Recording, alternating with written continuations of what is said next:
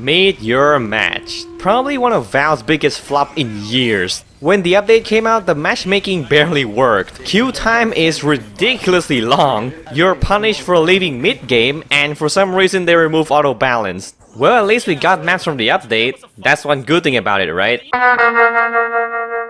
Just like Frontier, Swiftwater bounces back and forth between good and bad control points. It starts with a good layout, but the openness of the first point can make the sniper very oppressive, and the pyro might have some difficulty flanking the enemy. Because of how both teams can see through the fences, the blue team should not have a hard time dealing with a sentry nest. We got a spy though. Oh god, I got sent flying. Sorry, man. Ah, fuck it. God damn it. The second point leaves a lot to be desired. The tunnel is easy sentry spam for the red team. My fucking gun! Hunter, stay with it. Go, go, go. Literally just upgrading and it's gone. Son of a bitch! You're an NG. Why do you feel honor?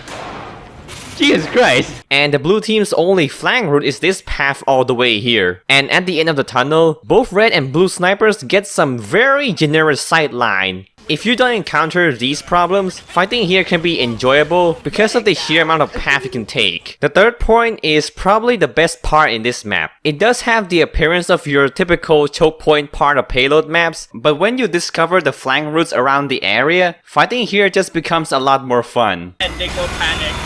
Oh, So this is why people enslave the black people. You're trapping here with me. You're trapping here.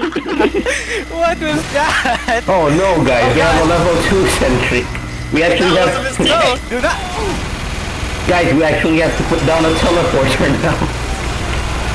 What the fuck am I watching? What the fuck? They just single file go charging towards the enemy. They think to charge the Russian man with a minigun, yeah. The fourth point usually gets taken over before the red team can defend. But if they do, it doesn't look good for the blue team. Because the main path is a choke point, the only flank route if you would even call it that, the blue team has to walk through an open field. And the door doesn't open from the outside, so when you take this route, you really gotta commit. I find the last point to be just as good as the third point. While the red team can completely guard the area below with a sentry, the blue team still has a whole building to go around it. Although playing as blue spy can be tricky since there's nowhere to hide around red spawn.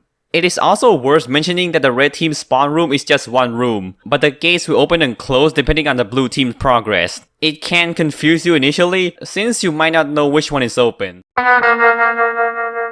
I swear every time I play on Sunshine, a stalemate always happens. Fuck them up. Hang That on, actually work. are we still in the first round? Yeah. Yeah? Yes. Jesus Christ. Yeah, 5 CP sucks ass. It's like one of the worst game modes for 12v12. And yet I hate Sunshine. I'm here because I want this to be over.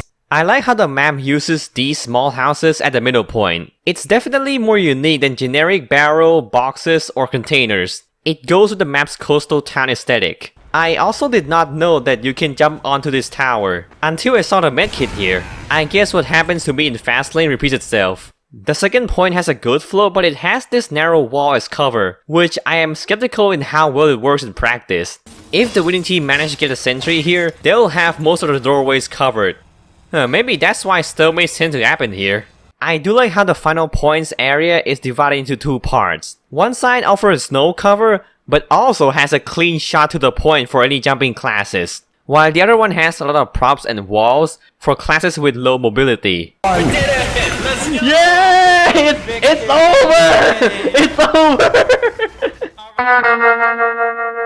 Metalworks is a mid-tier map like Frey, Cold Front, and Vanguard, but it tends to be forgotten because the art style is so bland, just like Yukon and Fastlane. The metal frame at the center control point is interesting. It has these narrow walls that barely act as cover, and tiny ledges for jumping classes to stand on.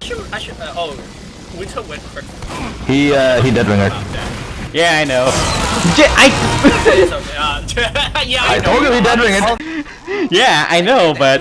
Watch your back, that's what I'm saying. I think nobody ever used this hatch when I play this map, but to be fair, it's not as useful as the one in Granary. It seems more to me like an escape route for Scout, Spy, and Demo Knights, instead of an actual flank route. Compared to Process, which is the mapper's previous work, Metalworks seems to give the engineer a better chance to gather point. We're gonna fucking turn this match into a 2-fort battle. I don't care. Although I can't say that to the last point, because, well, typical 5CP game, someone managed to slip by and capture the point before anyone could notice it. That sound. Winter, there's a spy behind you. Thanks, man. Oh, You bastard! you know what? At least I got to scam Jay before I die, so we're cool. You son of a bitch, how dare you! And that was it for the Meteor Match update. It has the serviceable roster of 3 maps apart from the pastime map. I guess you can say the maps are kinda redeeming qualities for this update, if you're optimistic about it. Well, it's October and Halloween is approaching. I'll see you next time for Valve's Halloween maps.